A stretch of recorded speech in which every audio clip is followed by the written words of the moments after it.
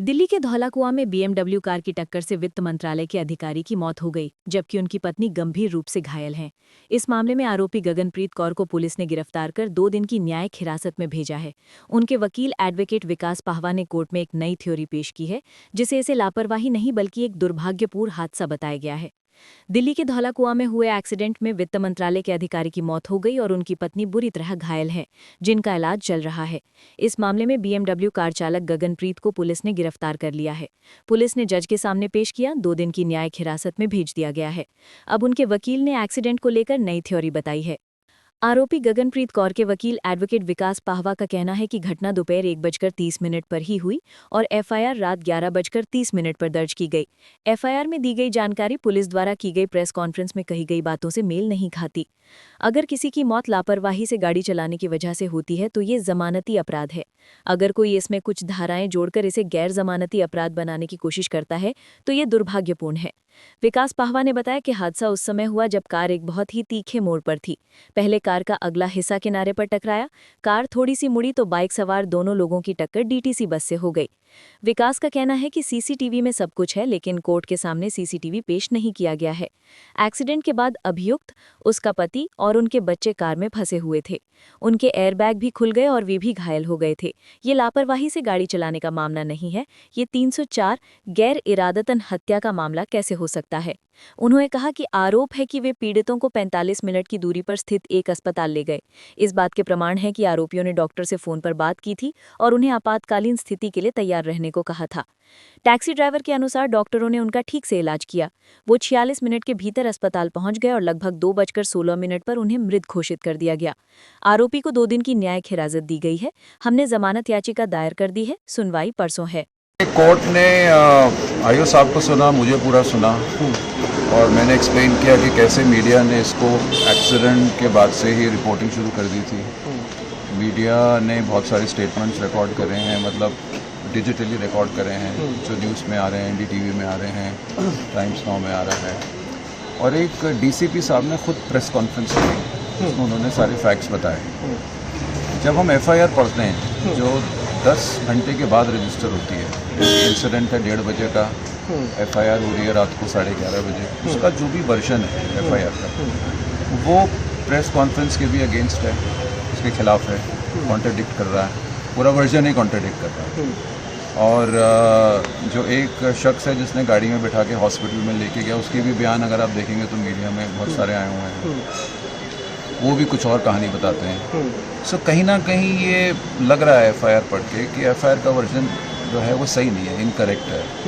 इसका कारण क्या है हम इस स्टेज पे आपको नहीं बता सकते हैं। देखिए, बड़ा अनफॉर्चुनेट इंसिडेंट है, एक शख्स की डेथ हुई है, we all are very sorry for that. But जो कानून है, कानून तो अपने हिसाब से चलता है। अगर रैश एंड नेग्लिजेंट ड्राइविंग से किसी की डेथ है और कंट्री में वो बेलेबल ऑफेंस है, फिर वो बेलेबल ही है। आप उसको नॉन बेलेबल घुमा फिरा के कोई और सेक्शन ऐड करके करें, वो बड़ा अनफॉर्चुनेट हो जाता है। इसमें डीसीपी साहब ने खुद बताया कि जो एक्सीडेंट हुआ वो एक्सीडेंट तब हुआ जब एक गाड़ी बीएमडब्ल्यू जैसी सीधी जा रही है, धौलाकुआं क्रॉस करते अगर हम आगे जाते हैं तो एक टर्न आता है, तो वो जो टर्न है वो काफ़ी एकदम शार्प है, बहुत शार्प टर्न है। तो जब वो टर्निंग आई तो उसका जो कोने वाला पोर्शन था डिवाइडर के साथ वाला, उसमें गाड़ी पहले लगी, आगे का पोर्शन लगा। ये डीसीपी साहब का वर्जन है। जब आगे उसकी गाड़ी लगी तो गाड़ी टर्न हुई, गाड़ी टर्न हुई तो लेफ्ट साइड में जो था ये 2 व्हीलर एक जा रहे थे, दोनों 2 व्हीलर के साथ में डीटीसी बस थी। सो गाड़ी कभी भी बीएमडब्ल्यू गाड़ी कभी भी फ्रंट से 2 व्हीलर के साथ नहीं टकराई। ये सीसीटीवी की रिकॉर्डिंग है, जो आज ये अभी लेके भी नहीं आया, रिमांड के टाइम उसको प्रोड्यूस भी नहीं किया। तो वो साइड में लगी, पीछे से 2 व्हीलर से लगी, 2 व्हीलर स्लिप होकर बस की तरफ गया और बस के साथ टकरा गया और गाड़ी टर्टल हो गई। गाड़ी जो थी है बीएमडब्ल्यू, वही पूरी टर्टल है। गाड़ी के अंदर जितने भी सवार हैं, हस्बैंड वाइफ बच्चे, वो भी गाड़ी के अंदर हैं। एयर बैग्स खुले हुए हैं, उनकी भी चोट लगी है। तो ये रैश एंड नेग्लिजेंट एक्ट का तो केस है ही नहीं। चलो मान भी लिया जाए कि रैश एंड नेग्लिजेंट एक्ट था कि आपने डिवाइडर नहीं देखा, 304 का केस कैसे बन गया? Culpable homicide not amounting to murder. There is an allegation कि आप इनको बिठा के 45 मिनट्स दूर के एक हॉस्पिटल में ले गए। वो सुपर स्पेशलिटी हॉस्पिटल है, वो कोई छोटा नर्सिंग होम नहीं है। कई बार ऐसा होता है, मैं खुद इंजर्ड होता हूँ तो मेरा कॉन्फिडेंस होता है नहीं, वो हॉस्पिटल हमने देखा है, हॉस्पिटल बहुत अच्छा है, वहाँ हमने इलाज कराया हुआ है, कोविड में हम वहीं गए थे, अब वहाँ ले चलो, वहाँ डॉक्टर कराएंगे। और ये भी एविडेंस है कि लेडी जो है एक्यूज्ड है, उसने फ़ोन करके डॉक्टर से टाइप कर रही है कि हम आ रहे हैं, आप इमरजेंसी रेडी रखिए।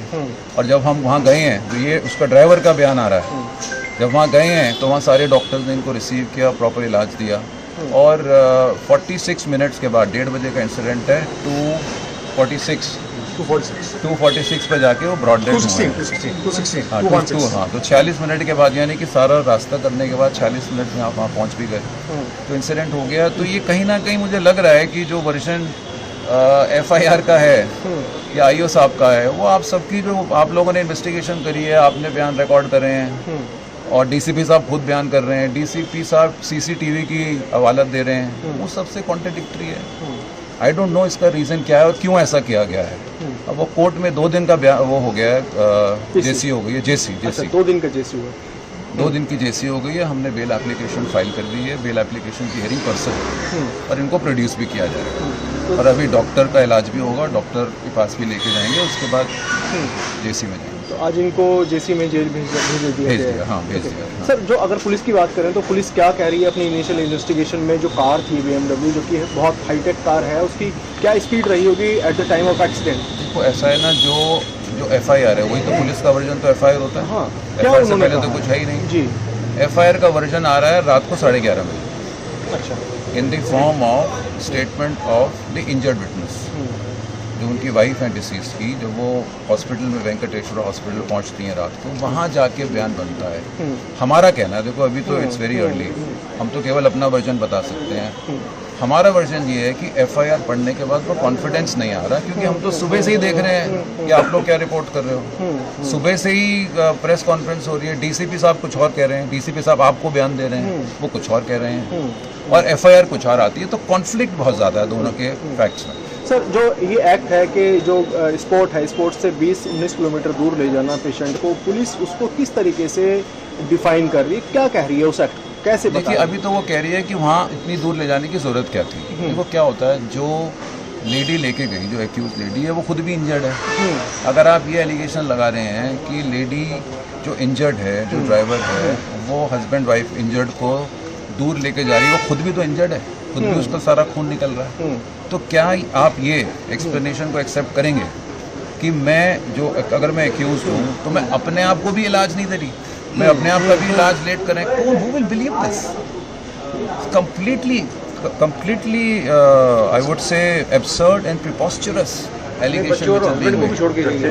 अच्छा, हस्बैंड और उनको छोड़ के वहाँ, क्योंकि वो जो बाईपासर एक कोई वैन था, वैन वाले ने अपने आप रोका। वैन वाले का बयान अगर आप पढ़ेंगे तो जैसे हमारे यहाँ होता है नॉर्मली, बहुत कम लोग ऐसे होते हैं जो आके हेल्प करते हैं, मदद करते हैं।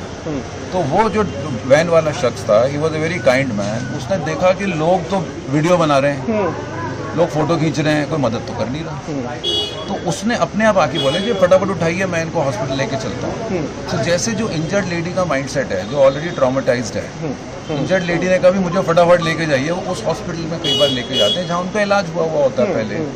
तो उस टाइम कहाँ किसका ध्यान है? जो लेडी उल्टी टर्टल कार में, उल्टी कार में, और एयर बैग्स खुले हुए, वहाँ से उसको निकाला जाएगा, उसका माइंडसेट को आप कैसे मानो? उसका कोई नॉर्मल माइंडसेट तो है नहीं। तो सर, ये बेल एप्लीकेशन जो आप लोगों ने फाइल करके, इस पर कोई नोटिस इशू हुआ है? नोटिस इशू हो गया, रिप्लाई फाइल करने के लिए बोल दिया है, प्रोसिक्यूटर को जो है नोटिस हो गया है, परसों रिप्लाई आएगा और इस पर बहस होगी बेल पे। और लेडी है वैसे भी लेडी। हाँ, अच्छा एक बात बताइए, there was the need to arrest? आप हॉस्पिटलाइज्ड लेडी को निकाल के, डिस्चार्ज करा के आप अरेस्ट करें, where is the necessity of arrest? आपने कोई रिकवरी नहीं करनी, ठीक है ना? आपने उसको कोई क्यूज के बारे में आपने नहीं पूछना, जो नॉर्मल हमारे ग्राउंड होते हैं पुलिस कस्टडी रिमांड की, एजुकेशन के। तो where was the need of arrest? अगर आपको लगता है उन्होंने कुछ क्राइम किया तो आप ट्रायल के बाद उसको कन्विक्ट कर सकते थे। तो मेरे हिसाब से तो अरेस्ट भी जो है वो बेसलेस है।